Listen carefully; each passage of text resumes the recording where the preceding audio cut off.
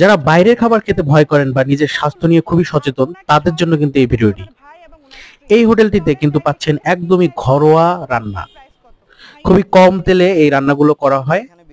এখানে পাচ্ছেন আপনি বিফ খিচুড়ি, চিকেন খিচুড়ি, ডিম বিরিয়ানি, বিফ তেহেরি, চিকেন বিরিয়ানি, কাবাব, বিফ রেজালা।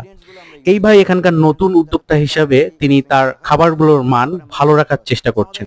যেহেতু এই খাবারগুলো খুবই ঘরোয়াভাবে রান্না করা হয় তাই এগুলোর মধ্যে তেল মশলা কম দেওয়া হয়, কিন্তু খাবারের স্বাদ এবং মান দুটোই কিন্তু ভালো রয়েছে।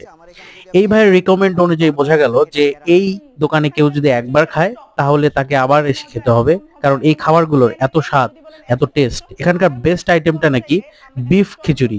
এই বিফ খিচুড়িটা এত অস্থির এবং এত মজা, একবার খেলে বারবার আসতেই হবে।